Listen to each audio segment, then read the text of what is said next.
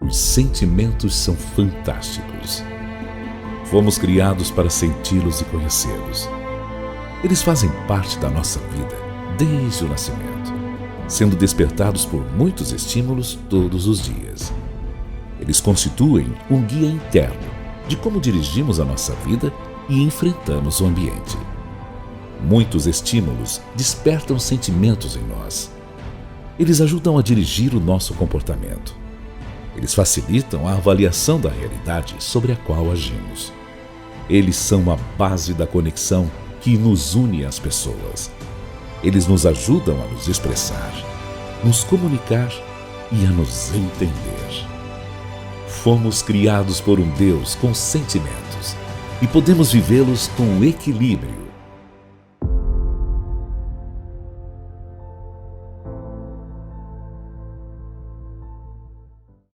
Damos graças por essa manhã tão especial e nós consagramos a Ti agora esse momento da Tua palavra, que o Senhor tenha toda a liberdade de ministrar ao nosso coração, de falar aquilo que o Senhor planejou desde os tempos eternos, para que nós possamos nesta manhã, ó Deus, sermos profundamente tocados pela Tua palavra.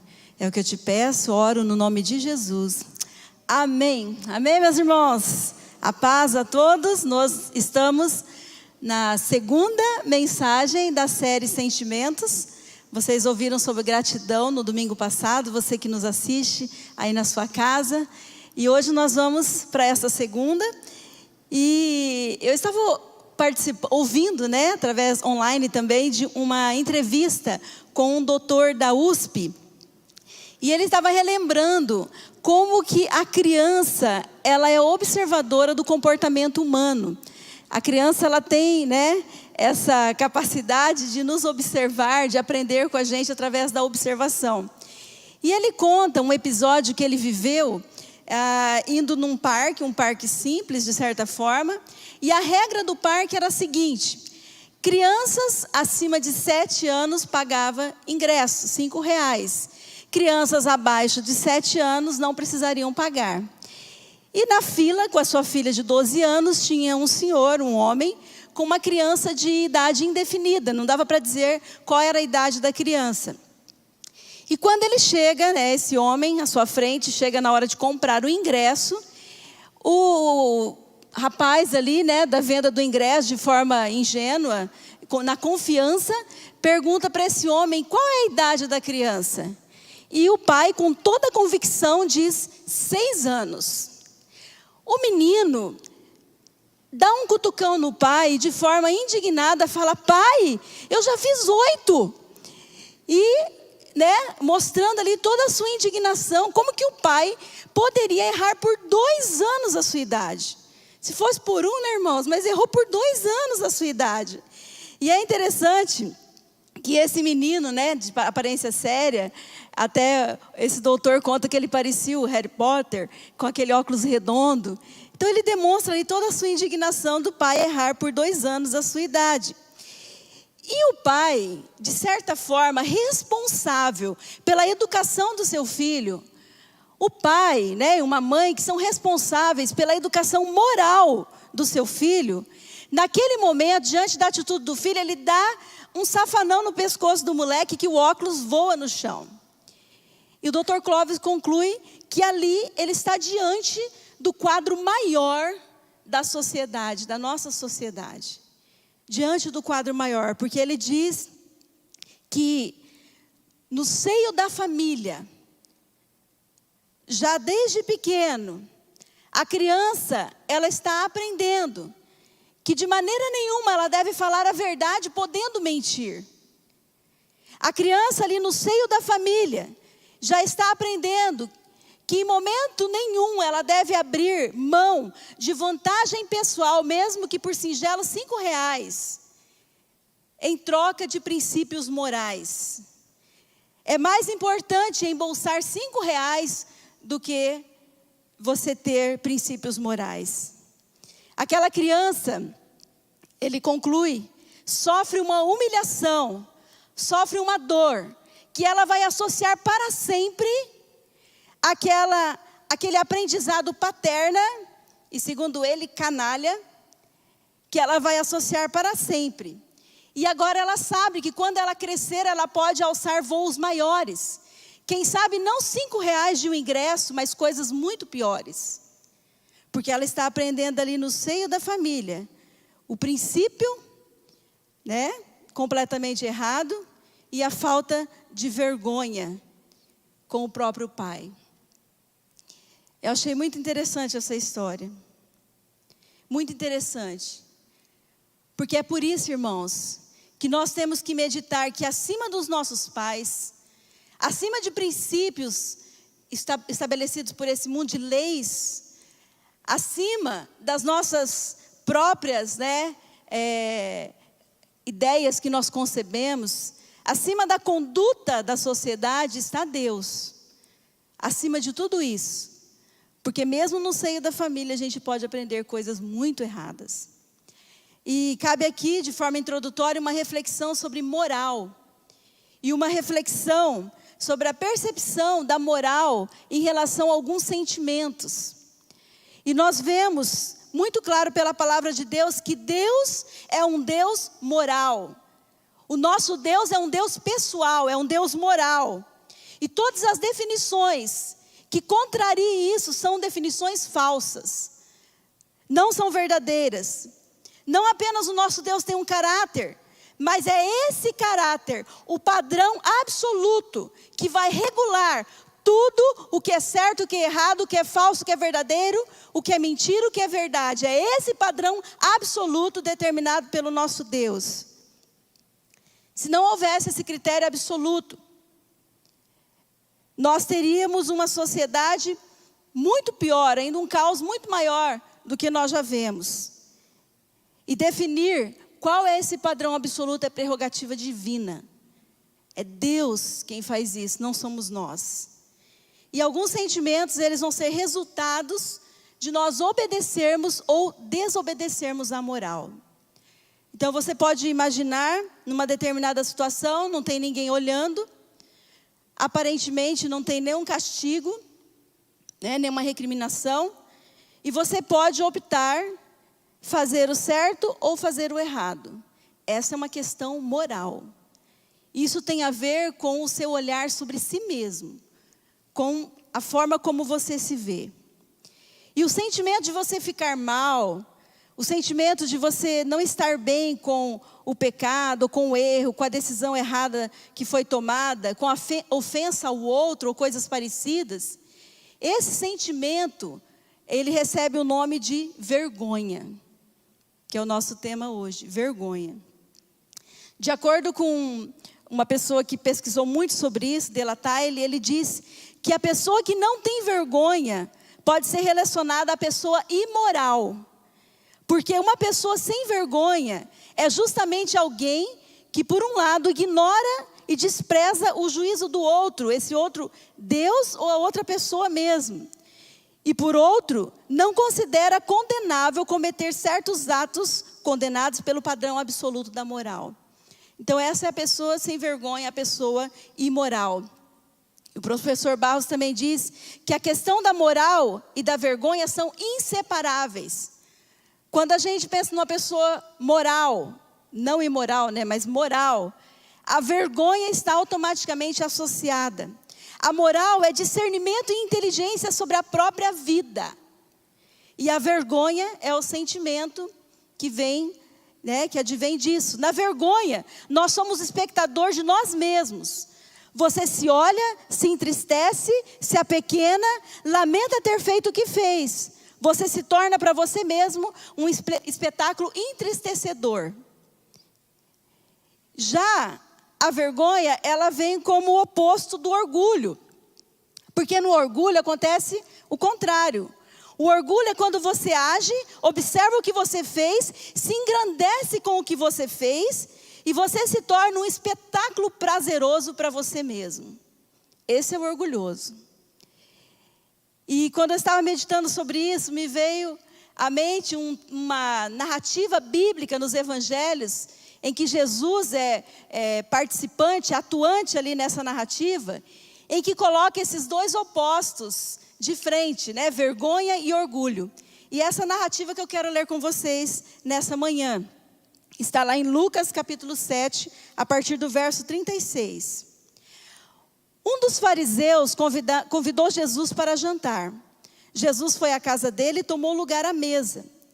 Quando uma mulher daquela cidade, uma pecadora, soube que ele estava jantando ali, trouxe um frasco de alabastro contendo um perfume caro.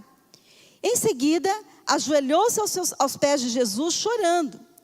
As lágrimas caíram sobre os pés dele, e ela os secou com o seu cabelo.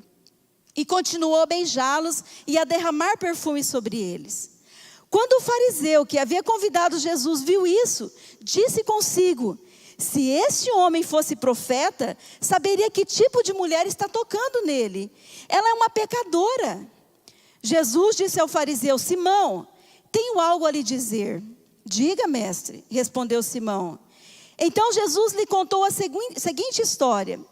Um homem emprestou dinheiro a 2 pessoas, 500 moedas de prata a uma delas e 50 a outra. Como nenhum dos devedores conseguiu lhe pagar, ele generosamente perdoou ambos e cancelou suas dívidas. Qual deles o amou mais depois disso? Simão respondeu: suponho que aquele de quem ele perdoou a dívida maior. Você está certo, disse Jesus. Então, voltou-se para a mulher e disse a Simão: veja esta mulher ajoelhada aqui. Quando entrei em sua casa, você não ofereceu água para eu me lavar os pés, mas ela os lavou com suas lágrimas e os secou com seus cabelos. Você não me cumprimentou com um beijo, mas desde a hora em que entrei, ela não parou de beijar os meus pés. Você não me ofereceu óleo para ungir minha cabeça, mas ela ungiu meus pés com um perfume raro. Eu lhe digo, os pecados dela, que são muitos, foram perdoados, e por isso ela demonstrou muito amor por mim. Mas a pessoa a quem pouco foi perdoado, demonstra pouco amor. Então Jesus disse à mulher: seus pecados estão perdoados. Os homens que estavam à mesa diziam entre si: quem é esse que anda por aí perdoando pecados? E disse Jesus à mulher: sua fé salvou você, vá em paz. Aqui nós temos claramente, nesse texto bíblico, esse sentimento de vergonha e de orgulho. E eu queria que você refletisse comigo como seria o nosso mundo, a nossa sociedade, sem esse sentimento de vergonha. E eu quero esclarecer aqui que eu não estou falando de timidez. Talvez você vai falar: eu morro de vergonha de ir ali na frente, pegar o microfone e falar na frente de pessoas. Não, eu não estou falando desse conceito de timidez. Quando eu estou falando aqui de vergonha, é desse sentimento que ele é considerado autoconsciente. Esse sentimento em que ele desperta a pessoa a sua consciência de si mesmo. Esse sentimento que permite a mim e a você que a gente regule, que a gente molde o nosso comportamento de acordo com o padrão moral absoluto, que é o padrão do nosso Deus, que é o padrão da palavra do Senhor. Então, a vergonha é algo necessário.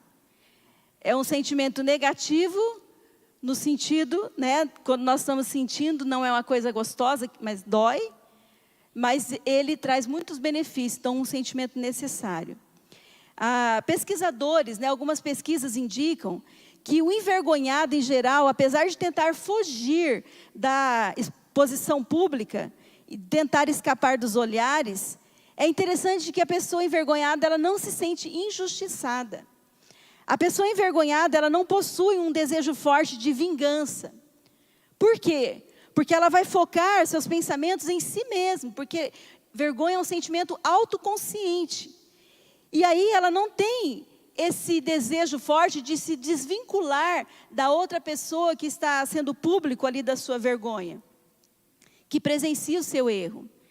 Enquanto que o sem vergonha, a pessoa considerada imoral, na mesma situação, o que vai acontecer? Ainda vai jogar a culpa no outro, vai romper vínculos como vingança e vai pensar em estratégias de se vingar da outra pessoa, perseguir a outra pessoa. Isso tem muito a ver com o orgulho ferido, que é o contraste da vergonha. Então a vergonha é como uma denúncia do próprio eu, de que nós não temos uma natureza perfeita, que nós temos a natureza que foi, em Gênesis 3, caída pela entrada do pecado no mundo. Mas a vergonha mostra que, apesar do pecado ter entrado no mundo, estragado tudo, ainda nós temos em nós um dispositivo de segurança, colocado pelo nosso Deus, que nos protege, que nos alerta, que nós fomos criados, que toca a nossa consciência, e nos mostra que nós fomos criados por um ser perfeito, ético, moral e bom, e que devemos imitá-lo, que nós temos um padrão a ser imitado. Então esses são os benefícios do sentimento de vergonha. Vergonha é o sentimento que revela que não somos tudo aquilo que julgávamos ser. Vergonha é o sentimento que mostra que nós não estamos aceitáveis ainda, que Deus nos planejou para muito mais. E Ele está num processo na nossa vida em que nós vamos buscar esse crescimento. E é por isso que algumas pessoas, se nós colocarmos aqui Judas e Pedro, nós vamos ver um Judas que diante de um quadro de vergonha preferiu se enforcar. Mas nós temos aqui um Pedro que negou Jesus por 3 vezes. Mas quando Jesus o chama para uma conversa face a face, Pedro corre para os braços de Jesus. Pedro tem pressa de correr para ele, para que ele trabalhe em sua vida e cubra a sua vergonha com perdão e não com orgulho ferido. Nós podemos olhar aqui para a nossa história de hoje, de Simão, o fariseu, a mulher pecadora. E nós vimos que Jesus precisou contar aqui uma história para Simão. Porque diante do quadro de quebrantamento, de vergonha, daquela mulher pecadora que nem nome tinha, porque ele escolheu dizer aquela pecadora, de apontar o dedo para ela, nós vemos que Simão, diante de um quadro em que ela está quebrantada, expressando ali sua vergonha, ele se infla de orgulho e ele começa com essa brincadeira chata de comparação. E aí Jesus, em toda a sua sabedoria, vai trabalhar com Simão, pegando ele no seu próprio jogo de comparação. E Jesus vai dizer: eu emprestei para 2 pessoas, Simão. 2. E o interessante, Simão, é que nenhuma dessas 2 podia pagar essa dívida. Jesus está ensinando para ele, não importa quanto foi. O importante aqui é que os 2 são devedores. Você já deve ter entendido que nós, ou somos o Simão, ou somos essa mulher pecadora.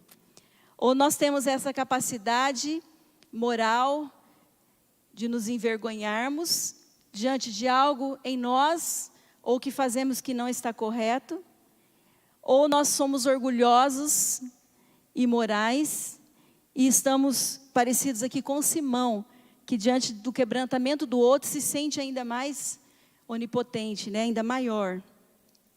Simão e a mulher pecadora eram vistos da mesma forma por Jesus. Jesus olha todas as pessoas da mesma forma, com amor, com graça, com misericórdia, com perdão. Mas o triste nessa história é que Simão via Jesus de um jeito e a mulher via Jesus de outro jeito. A generosidade do credor foi diferente do ponto de vista deles, mas do ponto de vista do Criador, ela foi igual para as 2 pessoas, perdão e graça, perdão da dívida. Mas só um nessa história reconhece isso. Irmãos, toda pessoa que está devendo para alguém, deveria, no mínimo, se sentir envergonhada de estar diante dessa pessoa. Se nós estamos devendo para alguém, nós estamos diante dessa pessoa e não pagamos, não podemos pagar, deveríamos ao menos nos sentirmos envergonhados. Deveríamos ao menos ter uma atitude, seria natural, um certo constrangimento, uma humildade, uma dependência da misericórdia desse credor. E a Bíblia nos coloca no mesmo nível, Romanos 3:23, quando diz: todos pecaram e estão destituídos da glória de Deus. Todos são devedores. E a grandeza dessa pecadora aqui é que ela percebeu isso. E não somente percebeu isso, como ela percebe essa verdade bíblica que todos são devedores. É por isso que ela não tem vergonha de entrar de bicona numa festa que ela não foi convidada. É por isso que ela não tem vergonha de fazer o que ela fez, porque a vergonha dela é de outra qualidade, é em outro sentido, é uma vergonha moral, é uma vergonha que reconhece quem é Jesus. Então ela entra com tudo, porque o alvo dela é Jesus, é os pés de Jesus. E ela tem essa postura linda. Essa mulher nos ensina que precisamos encarar a nossa vergonha e fazer as pazes com o Deus Criador, receber o perdão em Jesus. E ela ouve de Jesus: filha, pode ir em paz. Filha, seus pecados estão perdoados. Porque só quem entende o perdão e a graça pode fazer o que você fez. Encarar a sua própria vergonha para se libertar disso. Pode ir em paz, a paz inundou você. Seus pecados estão perdoados. Essa mulher está nos ensinando que só quem se percebe nu vai apreciar a roupa da graça.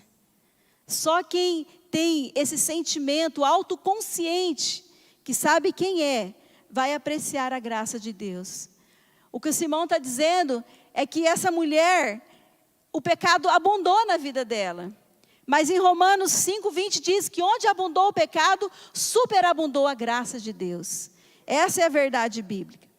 E aí, irmãos, nós estamos aqui diante do perigo de uma sociedade sem vergonha. Uma sociedade que desconhece esse sentimento, porque é uma sociedade cada vez mais imoral. Então, nós vemos um esforço hoje na sociedade empenhado para fazer que aquilo que a Bíblia chama de vergonhoso, de pecado, para que isso, na verdade, seja tido como normal. E aí você vai encontrar pessoas dizendo assim: a Bíblia é ultrapassada, nós temos que contextualizar. Quantas pessoas tentando contextualizar a Bíblia para se encaixar dentro da sua imoralidade, dentro do seu orgulho, de olhar para si mesmo e se sentir prazeroso.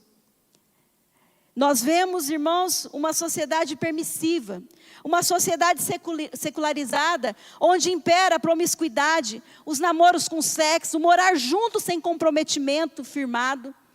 Nós vemos gravidez antes do casamento, a homossexualidade, os negócios ilícitos, encher a cara, a corrupção, não só nos palácios de Brasília, mas a corrupção que começa desde o simples membro da sociedade até os mais poderosos. Nós vemos a pornografia lastrada, e além de todo tipo de vício, e por aí vai. Uma sociedade sem vergonha, permissiva. E não somente isso, nós também vemos uma sociedade religiosa sem vergonha, que acha que é normal ser cristão sem ler a Bíblia, sem orar, sem unção, sem quebrantamento, sem valores éticos e morais, sem sacrifício de amor. Uma sociedade religiosa, hipócrita, que prefere ficar com o vaso de perfume caro do que quebrá-lo aos pés de Jesus. Nós vemos uma sociedade permissiva, sem vergonha, principalmente religiosa, que não tem mais olhos úmidos pelas lágrimas de quebrantamento, de vergonha, por ter cedido a uma tentação, ou ter pensado nela. Infelizmente, irmãos, esse é o quadro da sociedade. Quantos vivem uma religião do tipo Simão, uma religião fria, se achando melhor que os outros, chamando Jesus como um convidado qualquer para a sua festinha, trazendo aqui para a nossa vida, Jesus é uma pessoa qualquer na rotina do nosso dia a dia. Simão em nenhum momento honrou Jesus. Ele estava tão orgulhoso, tão cheio de si, diante daquele com o qual ele tinha uma dívida impagável. Quando nós estamos diante de Deus, irmãos, nós estamos diante daquele com quem nós temos uma dívida impagável. E Simão não foi capaz de se envergonhar, mas ele se orgulhou. Diferente daquela mulher. A Bíblia diz na segunda carta aos Coríntios, capítulo 5, verso 14. O amor de Cristo nos constrange. Vamos dizer bem forte essa frase? O amor de Cristo nos constrange. Aqui é um conceito desse estilo de vergonha que eu estou falando, desse sentimento de vergonha. que esse texto está dizendo que é a qualidade de amor incondicional do nosso Deus. Quando Ele toca a vida do pecador, quando Ele nos alcança, isso nos constrange, isso nos quebranta, isso nos humilha de uma forma não negativa, irmãos, mas de uma forma curadora. De uma forma que nós ficamos tão constrangidos de sermos amados de tal maneira. Quando eu estava pensando nessa parte aqui, eu me lembrei do filme Para Sempre Cinderela. É um dos meus preferidos, ele é mais antigo, mas é um dos meus preferidos sobre Cinderela. E a cena que eu acho mais tocante no filme é quando o príncipe vai resgatar a Cinderela. E eu já falei isso para o Sandro, tá, irmãos? Ele está lindo demais. Aquele príncipe, ele chega perfeitamente vestido. Ele tem uma classe, né? Ele tem uma postura. Ele está muito lindo, ele está limpo, perfeitamente vestido, elegante. E ele chega com aquele cavalo imponente. E quando ele chega ali, ele desce também elegantemente e vai andando na direção dela. Mas ela, que diferença, ela está toda suja. Seu vestido está encardido, seus pés estão imundos, seus cabelos estão despenteados e sujos. E é interessante, se você observar a cena, quando ela percebe ele vindo na direção dela, a vergonha se instala imediatamente naquela jovem. Ela olha para suas mãos sujas, para suas unhas encardidas. Na cena ela leva a mão ao cabelo, tentando dar uma ajeitada, ao mesmo tempo esconder o rosto de tanto constrangimento. Porque ela tem ali uma percepção de si mesma. Ela está humilhada por ser quem é e pelo estado em que ela se encontra. Eu percebo ali na cena uma vergonha, como um sentimento de denúncia. Ela está denunciando a diferença gritante entre ela e aquele príncipe. Mas aí, sabe o que ele faz? Sabe o que esse príncipe faz? Ele continua se movendo na direção dela, independente de tudo isso. E ele se ajoelha aos pés dela. Ele pega um sapatinho de cristal e ele coloca naquele pé sujo. Essa pecadora, como chamou o fariseu hipócrita, ela só se agachou aos pés de Jesus e fez aquilo, porque ela entendeu que foi Ele que primeiro agachou os seus pés.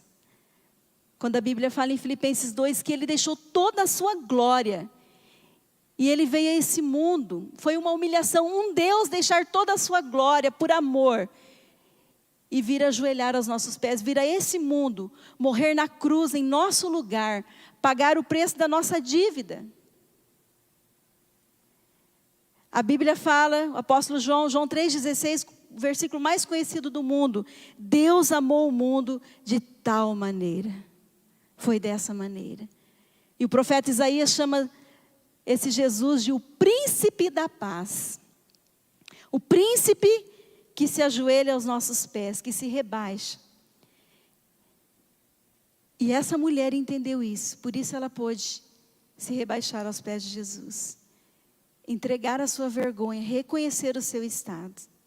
A cada vez mais, irmãos, um esforço gigantesco dessa sociedade corrompida, de abolir o conceito de vergonha. Por isso que nós estamos tratando esse assunto hoje. Porque a nossa sociedade, ela quer abolir esse conceito de vergonha, taxando esse conceito de nocivo, de perigoso, de meramente religioso. Querem fazer acreditar que a gente deve pôr as coisas para fora. E eu creio nisso, tem que pôr sim. Mas o sentido em que a sociedade está dizendo, não é pôr para fora como fruto de arrependimento, de confissão, de quebrantamento. Mas pôr para fora, porque isso não é vergonhoso não. Não precisa ter vergonha, isso é natural, é assim mesmo. O importante é que você quer, o importante é você ser feliz. Não precisa se importar com essa questão de vergonha, não precisa sentir vergonha. E aí o C.S. Lewis, ele nos lembra que a falta de vergonha é a condição mais baixa da alma humana. mais baixo. Se você quiser ver uma pessoa que está no fundo do poço, enquanto criatura, enquanto ser humano, é a pessoa que não tem essa capacidade de se envergonhar diante daquilo que é errado, que é imoral. Ele diz que ao extirpar a vergonha, que é o que a sociedade quer, nós estamos destruindo uma das principais defesas do espírito humano. Lewis está dizendo que isso é uma deformação cada vez maior, ao ponto de perder a sensibilidade de certo e de errado, quando nós tentamos extirpar a vergonha. Nós estamos querendo destruir um muro de proteção. O profeta Daniel, no capítulo 9, diz: a ti, ó Senhor, pertence a justiça, mas a nós o corar de vergonha. A vergonha é um sentimento que dói, mas é extremamente necessária. Ela é um termômetro, ela é um indicativo da nossa condição. E eu queria finalizar falando sobre isso com vocês. Quando a vergonha se transforma em bênção e crescimento para a nossa vida? Quando que a vergonha vai ser uma bênção e vai produzir crescimento na nossa vida? Primeiro, quando entendo que o momento de vergonha é um indicativo de que algo não deve ser feito. Lembra que eu disse que é um dispositivo de segurança colocado por Deus? Quando você sente essa vergonha, você deve entender, olhar para si mesmo. Epa, aqui está algo que eu tenho que refletir se eu devo fazer. Ou se você já fez, é um indicativo de que não deve ser repetido. Que aquilo não é bom para você. É um sentimento de alerta sobre a violação moral. É um sentimento de proteção, de defesa para a nossa alma. É um sentimento em que nós temos que entender que abandoná-lo é ter como consequência aquilo que o apóstolo Paulo chamou de cauterização da consciência. É quando nós vamos abusando, e nós temos ali um quadro de insensibilidade. E nós não conseguimos mais ser alertados, porque nós mesmos ferimos a nossa consciência e perdemos essa sensibilidade. O sentimento que permite a construção da autonomia, do livre-arbítrio, o sentimento que nos faz mais livres, é o de vergonha. É o de vergonha, irmãos. Porque esse sentimento é que nos faz temer perder as nossas virtudes. É um alerta que nos mostra, você está perdendo aquilo que lhe é mais caro, que lhe é mais precioso, que são as suas virtudes, que é aquilo que Deus colocou dentro de você. Segundo, nós vamos tê-lo como bênção e como crescimento, quando eu entendo que o momento de vergonha é um indicativo de que preciso um novo olhar sobre mim mesmo, da perspectiva do padrão moral absoluto que é Deus. O sentimento de vergonha, ele vai ser uma bênção, vai me promover crescimento, amadurecimento, quando, diante do sentimento de vergonha, eu tenho esse novo olhar sobre mim, de acordo com os princípios absolutos, padrão moral absoluto de Deus. Que isso nos mostra, irmãos, a importância de conhecermos a Deus e a sua palavra. Quanto mais nós conhecemos a Deus, quanto mais nós conhecemos a sua palavra, mais nós vamos conhecer a nós mesmos. Por isso a Bíblia diz que nós devemos conhecer e prosseguir em conhecer o nosso Deus. Terceiro, a vergonha se torna uma bênção e produz maturidade e crescimento a mim, quando entendo que o momento de vergonha é um indicativo de que preciso um novo olhar sobre mim mesmo, mas agora da perspectiva do outro, da perspectiva de quem está perto de mim, para que eu não venha a entrar nesse auto-engano. A Bíblia fala muito de uns aos outros. O orgulho, irmãos, é uma opinião nossa. O orgulho, ele repele a opinião do outro. O orgulho, ele quer sempre considerar a própria opinião a melhor. E muitas vezes nós estamos enganados. Por isso a bênção da vulnerabilidade. O orgulho sempre vai repelir a opinião dos outros e achar que a sua é melhor, que a sua visão sobre si mesmo é a melhor. Quando você não quer muito escutar os outros, quando você tem muito forte a sua opinião sobre si mesmo, você precisa pensar um pouco sobre isso. Pensando aqui nessas questões morais. Por isso que o Novo Testamento várias vezes vai dizer uns aos outros, em especial no livro de Tiago, capítulo 5, verso 16. Confessai, pois, os vossos pecados uns aos outros e orai uns pelos outros para serdes curados. Essa visão do outro sobre nós pode nos salvar do auto-engano e ser uma bênção curadora para a nossa vida. São aqueles que eu chamo de relacionamentos terapêuticos, que são tão essenciais a cada um de nós. A vida cristã, ela não se sustenta sem humilhação, sem quebrantamento, sem confissão, sem rendição. Não se sustenta. Nós temos que entender que não dá para ser cristão sem uma consciência preliminar de pecado, da nossa condição, da nossa natureza. Nós precisamos recuperar, irmãos, urgentemente, esse conceito de vergonha que é essencial ao cristianismo. É disso que se trata o batismo de João e o batismo do Pentecoste, do Espírito Santo. Arrependei-vos. Nesses dois batismos tem isso. E eu quero finalizar aqui tomando emprestado as palavras do pastor Ed René, em que ele diz: o dia da vergonha também é o dia do arrependimento, o dia de dar meia volta, o dia de se reerguer, ou quem sabe o dia de dar passos para trás, de recuar, de se afastar cuidadosamente da beira do abismo. Ou para outros, o dia de escalar o barranco, de subir, voltar à vida depois de ter caído no abismo. O dia da vergonha pode ser o dia de nascer de novo, porque nesse dia se experimenta uma depuração completa. É aí tudo que nesse momento vai acontecer é que vai vir à superfície aquilo que é feio, aquilo que é fake, que não tinha valor, e tudo isso vai ser levado pelo vento. Só ficará o que tem valor de fato e o que vale a pena. Quem supera o dia da vergonha tem a oportunidade de experimentar uma vida mais autêntica, mais real, com mais valor.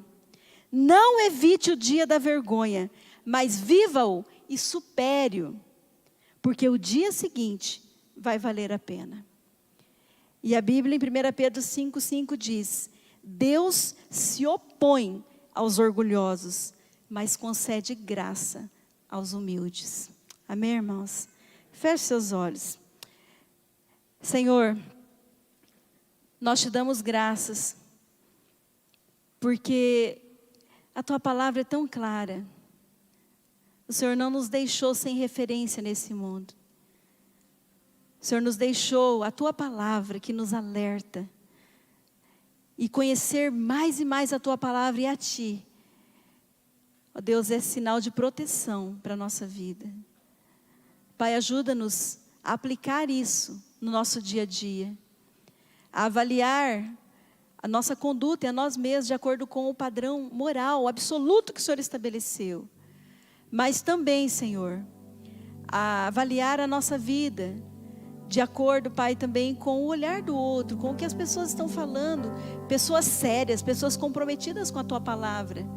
Dá-nos essa humildade, esse quebrantamento de coração. Senhor, eu sei que talvez tem pessoas aqui que já perderam a sensibilidade, ó Deus, de quando o Espírito Santo fala, de entender que é uma voz do Senhor para se permitir uma transformação. Talvez algumas pessoas aqui estão nesse processo, talvez outras estão vivendo de forma tão autêntica o teu evangelho, tão sérios, mas têm sido, ó Deus, massacrados por uma sociedade que anda na contramão. Não permita, Senhor, que tenhamos vergonha da sociedade, mas ajuda-nos a ter essa vergonha que vem da tua palavra, que traz cura, que traz transformação e crescimento. Que nós possamos nos enxergar a partir dos teus olhos e dos olhos daqueles que temem ao Senhor.